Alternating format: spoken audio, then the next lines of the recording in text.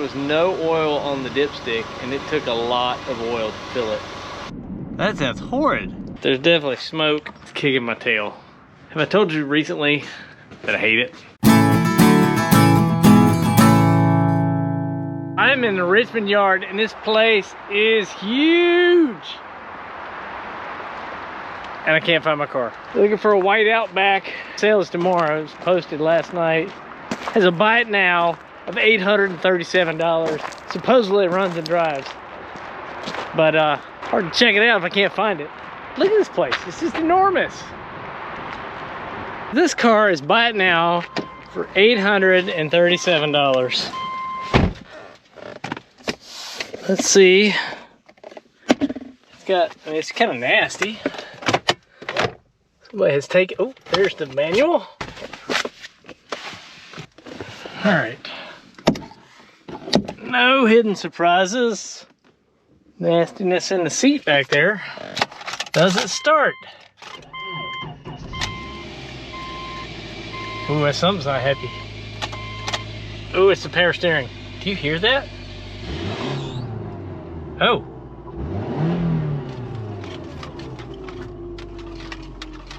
Okay.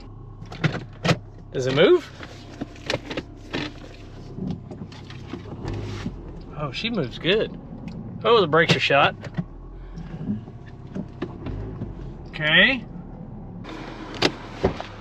Smells like it's running a little rich. Maybe it's just old gas.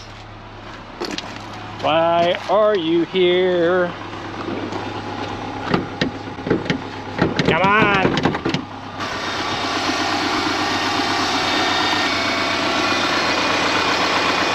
Huh.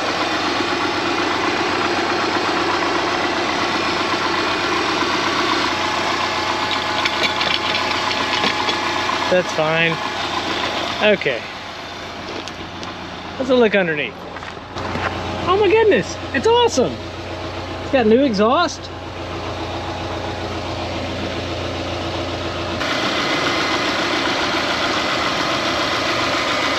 Well, that's good.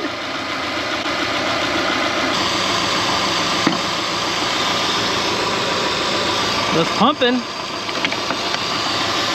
Got fluid in it. I don't see head gaskets being a problem. Okay, don't be burned. Don't be burned like the last one. God, come out.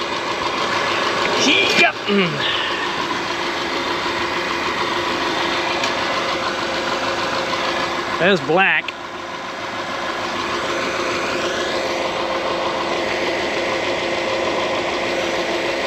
But it smells like transmission fluid. You have to rev it to 4,000 to turn it. It's got heated seats. Really wish I could rip this thing around the yard. It's got a slight hesitation. And why is the dash? Oh! Why does my hand stick to the dash? That's... Oh! How do you fix that? I don't even know. Mold. Gross. Yuck. I like it. I've never owned an Outback. But for $837, I think I'm gonna buy this one. This car was literally picked up 2 days ago and dropped in this sale last minute. So I don't think anybody's actually seen this. The sale is tomorrow, but there is a buy it now on it. I think I've just used the buy it now button. It is a dealer only auction, so I'm gonna have to go through Auto Bidmaster like I do for all of these. They have been fantastic to work with. I think we should buy this. Well, it's now 4 o'clock. I have been waiting and waiting, trying to get this Subaru purchased. Apparently it's some sort of hiccup on the Copart side. It has nothing to do with Auto Bidmaster. I got a hold of their support, and they called their reps at Copart directly.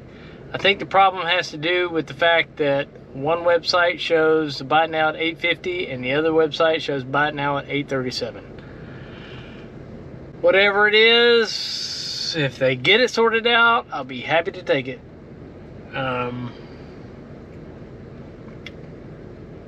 mildly annoying, but in the grand scheme of things, not that big a deal. So we're gonna make the 100 miles home, try to get out of here before traffic gets bad in Richmond, and go hang out with my kids. All right, we are back at it. I'm headed back to Richmond. Auto Bidmaster got a hold of Copart and fixed whatever glitch they were having, and honestly, I ended up getting the car for less money than I would have paid yesterday. So I would have rather had it yesterday, but it's really not a big deal. We'll just go back and get it today.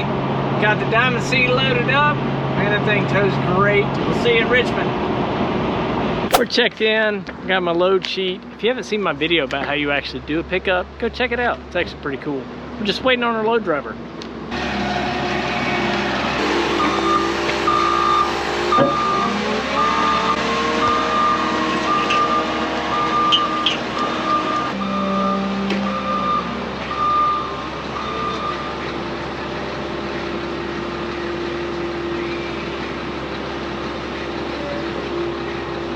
Thank you.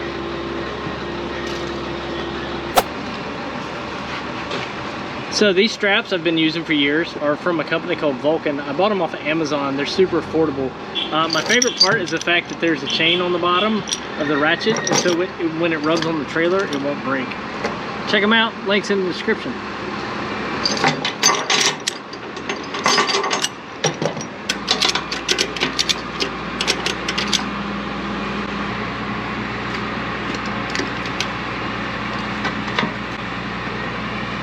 If you tight roll it like this, if you tuck it back through and then tight roll it, push it down, it's not flopping in the breeze.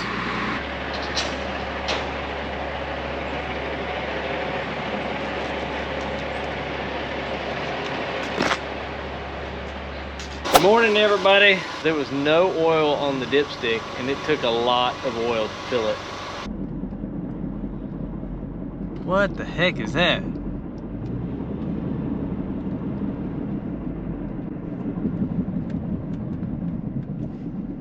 That sounds horrid.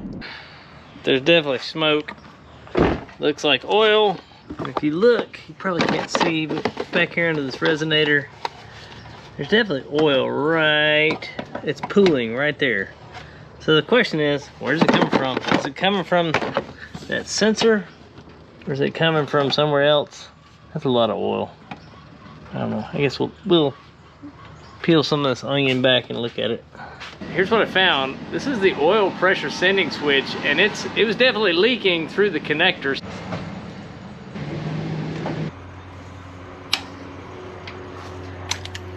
I'll try and get you in here. Just got back from my drive. Check this out. That's where we're leaking from. Hopefully it's not over there. That would be the head gasket. Hopefully it's just right here. Need to figure this out, but it's gushing. New plan. $6 gasket from the dealer. Is that gonna take care of the problem? Let's throw it in and find out. Time for another test drive. Yep, it still leaks. What am I missing? I mean, that's a lot of oil. But I'm gonna put this away for a couple days. My brain hurts. This is when I found the real problem. A hairline crack in the head. Someone before me had over-tightened the oil sending unit. It is a common non-structural spot to break, and I was able to repair it with an aluminum epoxy that was rated for 5,000 psi. I also tapped the hole deeper into the oil galley and used a brass pipe nipple with copious amounts of pipe sealer on it. This held oil pressure just fine, but by this point I was completely done with this car and I was absolutely ready to sell it. So last week I had this car sold, so it's sitting in my driveway. It's sold. We're about to do the deal. The guy's about to make a decision and the radiator blows. So I have a brand new Denso radiator, a couple new hoses, and a Gates timing belt kit. So this hydraulic tensioner right here will solve our clickety-clacking problems.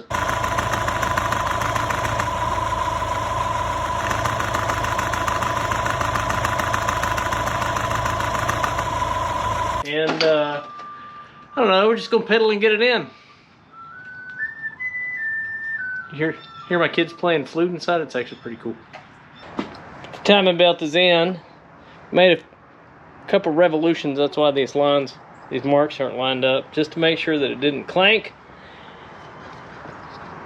Whoever told me to use my wife's chip clips, binder clips, to hold this on, you guys were a genius. Just don't know if I should tell my wife I used this. Here's what came out of here. These things are just flimsy and junky, and you can see the oil up here from where this failed. And if you look, there's some significant wear right there. And look, neither one of these has a lip. The bottom puller, this idler right here, is supposed to have an inside lip to keep the belt from running into the engine. So I don't know, and if you can hear, I don't know if you can hear this. These are definitely noisy. And they got junk on them. What is that from? I have no idea, but I am happy to get rid of it. And honestly, none of this is stamped for any country, and you know what country that means. So this is the Gates Premium. This idler, this tensioner was made in Canada. The belt was made in the US, and these, this one doesn't have a stamp, but these two are stamped China. So the real important one, the two important things are made in North America, so that's pretty cool. Let's get this radiator in, we'll get this thing buttoned up, huh? I'm still fighting the good fight on this Subaru. It is absolutely kicking my tail. Have I told you recently that I hate it? Let me show you what we got going on today. Yeah, that dash was trashed. But I found a new one. It was $14 at a junkyard. Getting it out was the easy part. Now I gotta get it in and make everything work. Wish me luck. Good morning, everybody.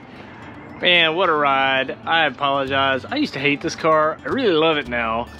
It's early, the sun's just coming up, and I've got a man on the way to buy this thing. I posted this car last night on Facebook Marketplace around 5 o'clock, and I swear by the time 9 o'clock rolled around, I had about 50 messages. So maybe I underpriced it, but I think it's looking pretty good. We priced it $3,900, and I think it's gonna sell today.